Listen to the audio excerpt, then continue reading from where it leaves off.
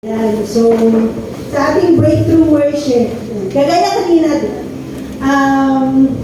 ang pag-worship po ba sa Panginoon ay yung kagaya ng ginawa lang natin kanina, na kumakanta, di ba? Ganun po ba yung pagkakaintindi nyo sa pag-worship natin sa Panginoon, sa ating Diyos na buhay? Hindi. Siyempre naman hindi. Yun. Alam nyo ba na worship, yung title kasi ng ating topic ay worshiping God in our everyday life. So, hindi lang po sa paraan ng praise and worship tuwing meron tayong service dito sa church, kagaya ng Sunday service or midweek service or any other church gathering, di ba? Kasi kadalasan pag may mga church gathering tayo, ang unang-unang ginagawa natin ay nag-worship sa Panginoon, di ba? So, umaawit tayo para sa Kanya. Okay? So, hindi lang po ganon yung worship dapat na ibinibigay natin sa Panginoon, kundi worship in everyday life. Ayan. So, worship in everyday life means living for God's glory through daily actions. Not just when attending church, syempre, di ba? Dapat araw-araw ito. Mula pa sa paggising natin sa umaga hanggang sa pagtulog natin sa gabi. Dapat lahat ng ginagawa natin ay pag-worship sa Panginoon, di ba? Yan, okay. So, ang keywords natin tonight ay Romans 12:1. Ang sabi po dito, therefore, I urge you, brothers and sisters, in view of God's mercy, to offer your bodies as a living sacrifice, holy and pleasing to God. This is your true and proper worship. Yun. So, ang worship natin sa Panginoon is dapat lifestyle natin dapat yun bilang mga anak niya, di ba? Hindi lang sa tuwing nandito tayo sa church, di ba? Kundi araw-araw, oras-oras, minuto. Di ba, pag-gising mo pa lang, winaworship na natin ang Panginoon dahil nagpapasalamat tayo na iningatan tayo magdamag, binigyan tayo ng maayos na pagtulog, at ginising tayo ng mapayapa, di ba? Yun pala yung hininga natin pag-gising natin sa umaga, kahit hindi pa tayo nagtutoothbrush, di ba? Dapat pinapasalamatan na natin ang Panginoong Diyos. Okay, so, paano ba natin ina-apply yung daily worship natin sa ating mga buhay? Okay. Through our work and chores. Ayan. Sino yun dito yung mga nagtatrabaho? Amen. Ayan. At, syempre, yung iba na nasa bahay lang, ganun din dapat, di ba? By treating our work and daily house chores as serving God. Like, doing the laundry, washing dishes, di ba? Sa mga kabataan, ayaw nilang magbugas ng plato, di ba? Nararanasan ko yan sa mga anak ko, ayaw nilang magbugas ng plato eh. Pero, hinayaan ko na rin lang kasi tuwing naghuhugas sila, nagkakaroon sila ng allergy sa kanilang mga kamay. Eh, mas lalong napapagastos. Kaya sige, huwag na lang kayong maghugas. Di ba?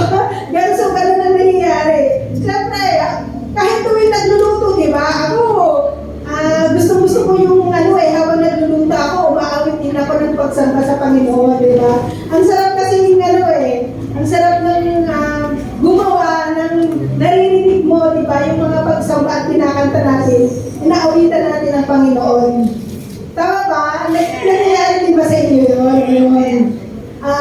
Yung habang naglilinis, di ba? Parang lalo kang ginaganahan maglinis. Kasi di ba? Yung doing it for God, hindi lang para sa pamamahay mo, kundi yung or sa mga tao na sa paligid mo. Pero para din sa Panginoon, di ba? Ayun, yung caring for your siblings. O kagaya po sa aking mga apo, di ba? Caring for your pets, di ba? It's also a worship for God. Doing errands for your family, friends, or loved ones, di ba? Or putting out the garbage, na marami ba ayaw gawin yun? Di ba? and so on and so forth. So, yun, dapat, lahat ng ginagawa natin ay inaalala natin ang Panginoon, di ba? Ganun din dun sa mga social interaction natin, yung we act in love and integrity as an act of worship. Ayan. Sa ating pagkikisalamuha sa mga tao sa paligid natin, di ba? Pinapakita natin na tayo yung mga anak ng Diyos, di ba? Ay, ang bait naman ni Sister Mariel. Kasi dahil anak siya ng Diyos, ayan, di ba? So nakikita yung pamumuhay mo, nakikita sa pamumuhay mo kung paano mo sinasamba ang Panginoong Diyos, di ba? Kasi nagre-reflect sa atin kung paano tayo namumuhay, di ba? Dahil sa ating Panginoon. Yun. Siyempre, ganun din, we can show our worship through our gratitude. Ayun. Giving thanks in all circumstances. Ayun. So, makikita natin sa 1 Thessalonians 5:18. So, give thanks in all circumstances, for this is God's will for you in Christ Jesus. Ayan. So, syempre, di ba? Kasi, ang Panginoong Diyos, binibigay talaga niya sa atin yung lahat ng mga pangangailangan natin, di ba? Yung mga everyday, natin, needs natin, di ba? Na hindi lang kakaunti, kundi lahat, di ba? Sinusupply niya lahat na atin yung ating mga pangangailangan through Christ Jesus our Lord, di ba? Sa pamamagitan ng kanyang bugtong na anak. Ayun. So, kaya dapat, hindi tayo nag-worry, di ba? Meron ba mga anak ng Diyos dito na nag-worry? Praise God, di ba? Dapat talaga hindi, kasi kinamis niya sa atin, di ba? Don't not worry, di ba? Sabi niya sa atin. So, yung last ay mindfulness. Ayan. Ano ba yung ibig sabihin ng mindfulness? Recognizing God's presence during my morning tasks. So, ano ibig sabihin nito? Yung, ang morning tasks daw ay,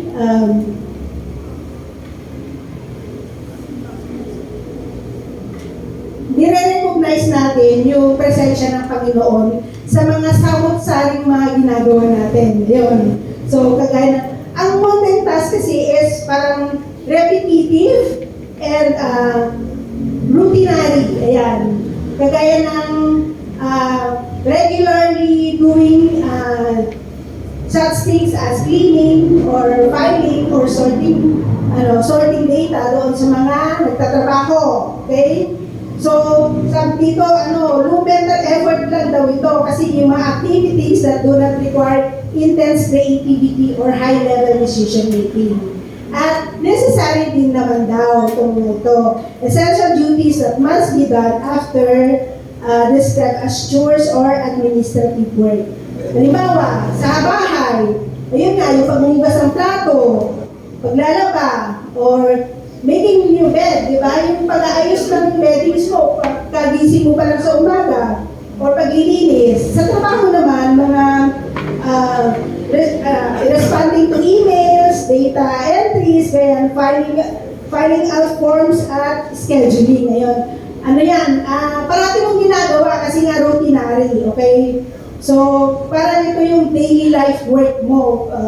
Parang performing everyday tasks like work or family time as a reflection of character. Ayun. So, ito yung araw-araw na ginagawa natin. Right? Nakakasunod ba? Okay. So, God is always present and all that we do can be used as an act of worship to Him. Ayun. So, may mga key Bible verses tayo for our daily verses. Ayun. Ang unang-una nga dito ay yung binanggit ko kanina na key verse natin na Romans 12:1. Yung sabi dito, therefore I urge you, brothers and sisters, in view of God's mercy, to offer your bodies as a living sacrifice, holy and pleasing to God. So this is your true and proper worship. Kasi ito yung verse ng lifestyle worship. So dapat bilang mga anak ng Diyos, hindi lang paminsan-minsan natin ito ginagawa. Okay? Naintindihan? Araw-araw. Kahit nung pag nagtutoothbrush ka, di ba? Dapat inaalala pa rin natin ang Panginoon. Kasi siya yung nagbigay ng pambili natin ng toothpaste. Di ba, ang hirap mag-toothbrush na walang toothpaste, tama ba? So, nung araw, siyempre, ang hirap yung may, parang ang hirap magkaroon ng toothpaste nung araw. Alam mo ba kung anong ginagawa namin? Yung truck ng bayabas. Tapos, tinitibag namin para yun ang paminis. O kaya yung dahon ng kawayan. Okay. So, yung pinaka-useful talaga, asin. Kasi parating ang meron sa kusina eh. Asin, ang pang-toothbrush. Ayan. Malinis na malinis ka naman talaga. Ayun, naranasan ko yun nung bata ko. Kayo ba? Ano yung mga happy na ginagawa nyo? Asin, di ba? Naliri daw. Tama. O kaya Tama. pera, damit. Pwede rin. Nakakatanggal din yun ng dumi ng, dumi ng ngipin. Pero ngayon, ang dami ng mga toothpaste na lumalabas, no, sa market. Meron na yung pang-tanggal ng plaque. Meron na yung parang naayos niya yung mga, yung mga sinadripin. Diba? Ayun, actually, bumili ako nun eh. Tinilay ko siya, pero maganda talaga. Diba? Parang, pili mo, ang linis-linis talaga ng ngipin mo kahit kumain ka na ng ilang beses. Ayan. Okay, so another verse para sa ating mga daily worship ay 1 Corinthians 10:31. Sabi dito, so whatever you eat, so whether you eat or drink or whatever you do it all for the glory of God. Ayun, dapat talaga, nag-glorify natin ang Panginoon sa lahat ng ating mga ginagawa. Whether ikaw kakain, di ba, or iinom. Hindi yung iinom ng alak, ha? Iinom ng beverage or siyempre tubig, di ba? Ayan, so, Christians should not participate in anything they don't feel that brings glory to God. Siyempre, halimbawa, napunta ka sa isang party, siyempre may inuman, tapos inoperan ka ng drink, siyempre, pwede mo namang i-turn down yun. Sabihin mo lang na, sorry, but I don't drink alcohol. Ganon. Diba? Pwede ka naman makipag-use. Kasi ganun kami pag umatin kami ng mga weddings, lalo na sa mga Chinese weddings, diba? Parating may toasting yun, at yung toasting talaga nila, totoong alak, I mean red wine or white wine. So, usually ang nire-raise namin yung tubig namin. So, yun yung pinag-cheers namin. So, dapat gano'n, di ba? Okay. Sabi din sa Romans 14:23. Meron ka na. Ayan. But the man who has doubts is condemned if he eats, because his eating is not from faith, and everything that does not come from faith is sin. Ayun. Halimbawa, palagay ko ito, ang ibig sabihin nito yung mga defiled na pagkain. Amen ba? Yung mga, halimbawa, yung mga pagkain na inalay. Di ba? So, dapat daw, hindi natin kinakain yun. Kasi inalay nga sa Diyos-Diyusan. Di ba?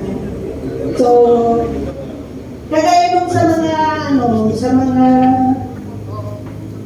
lamay, sa mga Chinese na families, pag namamatay, dami nilang pagkain, tapos puno-puno talaga yung, nag-aalin talaga sila ng pagkain. Ayun, so, dapat huwag ka na mag-participate doon sa pagkain. Kasi afterwards, kinakain talaga yun eh. Inano rin nila, di ba? Ino-offer din. Tama ba? Ayun, kasi Chinese yung asawa ko, di ba? Alright. So, this choice, may choice ka naman to eat or do anything else. Kaya nga, di ba, sasabihin mo na, na it does not glorify God, then don't do it. Kasi alam mo naman na kung ano yung tama at mali, di ba? Kung ano yung totoo. Alright, okay. Sabi naman sa 1 Corinthians 6:12, ito na ba yun?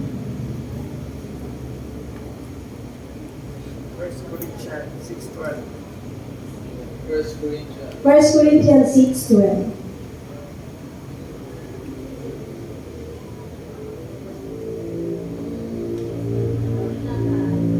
Sige lang.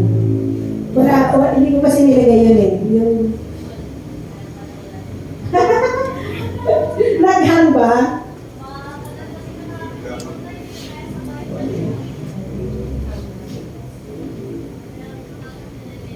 Okay, so ang explanation doon, ito daw if it builds others up and be good for my neighbor as well as for myself. Kung alam mo naman na na mabuti ito para sa'yo, di ba? At para sa kapwa mo, go ahead, do it, di ba?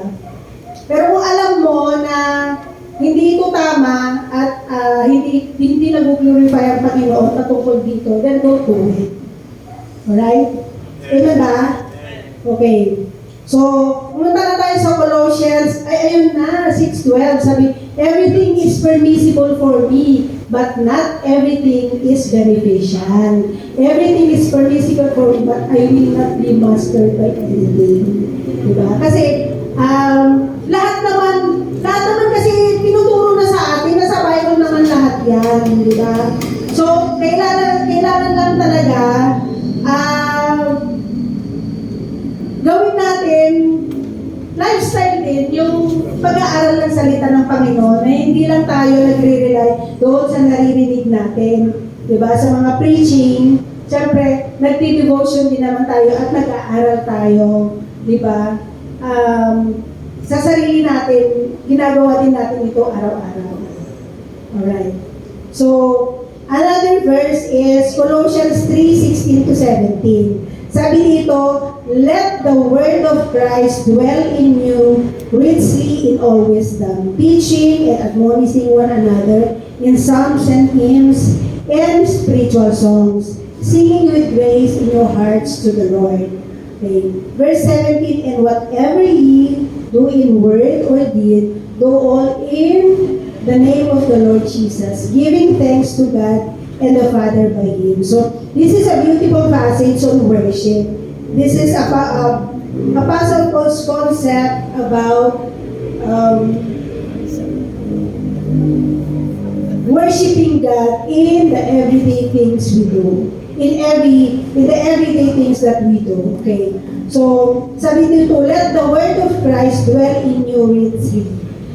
It means allowing the message of the gospel to make its home in our life abundantly, not superficially. It involves consistent study and deep meditation, allowing scripture to influence thoughts and actions. Nakakasunod tayo? Okay. So, teaching and admonishing one another. The indwelling word should result in the believer's wisdom, filled in interaction, encouraging and correcting each other. So, ayun. Importante rin na, halimbawa, meron tayong kapwa mananampalataya na alam natin na mali yung sinasabi niya, pwede natin siyang i-correct. Or sabihin natin, or magtanong tayo sa ating mga pastors kasi mas alam nila yon na, Pastor, tama po ba na ganito yon? So, parang natututo din tayo, di ba? Kasi alam naman natin, hindi naman natin kabisado lahat kung ano yung laman ng Biblia, di ba? Wala naman yata 100% na nakakaalam ng lahat. Ayun. Pero through our pastors o yung mga mentors natin, di ba? Pwede natin itanong kung tama ba yun o hindi. So, hindi lang tayo nakikinig, di ba? Gumagawa rin tayo ng way para matutunan talaga natin kung ano yung tama. Right? Singing with thankfulness. Ayun. Worship is a corporate, joyful expression of gratitude. It involves engaging in songs, hymns, and the spiritual songs. Kaya kagaya na ginagawa natin through pag nagpa-praise and worship tayo. Nakakasunod ba? Amen. Ayun. So, sabi dito, do everything in the name of the Lord Jesus. Just like when we are praying, di ba? Ine-end natin yung prayer natin sa pangalan ni Jesus, di ba? Kasi nga, siya yung ating bridge patungo sa kay Father God. Yun. So, ganito rin yun.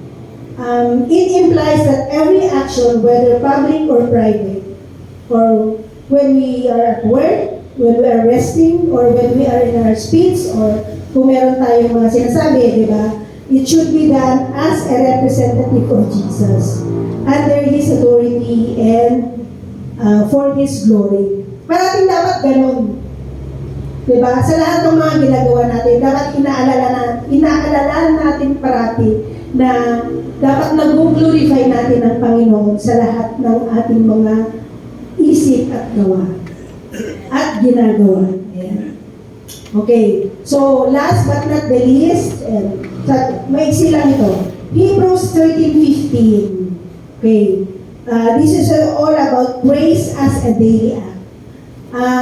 Ito, pakinggan nyo ito kasi ang ganda nito. Through Jesus, therefore, let us continually offer to God a sacrifice of praise, the fruit of lips that openly profess His name. So, there is one thing you can do that pleases God's heart more than anything. Alam niyo po ba kung ano ito? Alam niyo po ba kung ano yung ginagawa natin that pleases God's heart more than anything? Alam niyo po ba yun?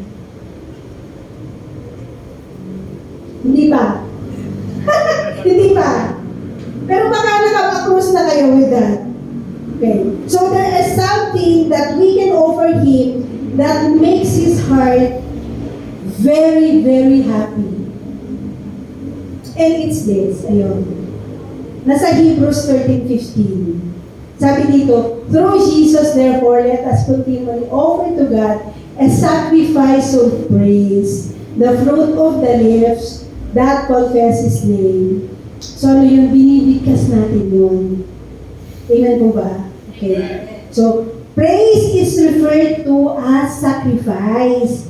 Did you know that sacrifice is something that costs you something? Alam niyo po ba yun? Di ba pag nagsasakripisyo kayo, meron kayong sinakripisyo. Di ba? Meron kayong iniwanan o meron kayong tinalikuran. Di ba? Para magawa niyo itong sakripisyo nito, para yung ginawa ni Jesus sa atin. Di ba? Sinakripisyo niya yung buhay niya. Di ba? Amen ba? Amen. Di ba? Kung baga, pinako siya sa krus ng Kalbaryo, wala naman siyang kasalanan, di ba? Tayo yung may kasalanan pero siya lahat yung nagbayad, di ba? Buhay niya, dugo niya. Ayun. So, sacrifice is never free. Kaya yung salvation natin, dapat pinanghahawakan natin itong mabuti. Kasi, buhay at dugo ni Kristo ang pinangbayad nun. Amen ba? So, God loves it when you worship through your pain. Pag nasasaktan kayo, di ba? Pag nasasaktan tayo, when you worship Him through your struggles, pag nahihirapan kayo, pero naaalala niyo pa rin ang Panginoon, wina-worship niyo pa rin siya, sinasabi niyo pa rin sa Panginoon na, Lord, thank you na naranasan ko ito, di ba? There is something beautiful about worshiping God in pain, in struggles, in doubt, and even in fear. Ayan. So, huwag niyong panginayaman yung mga nararanasan niyo na ganito, di ba? Kasi gustong-gusto yan ng Panginoon. Masaya siya doon sa ginagawa ninyo. Di ba? So, when you open your mouth and say, thank you, Jesus, even in the most discouraging season of your life, gustong-gusto ng Panginoon yun. That is why praise is referred to as sacrifice. Because it's easy to worship God when you're on the peak, di ba? Pag nandun ka sa tuktok, masayang-masaya ka, di ba? When you're in the mountain top, di ba? When you're victorious, di ba? When you're overflowing, iba yun, di ba?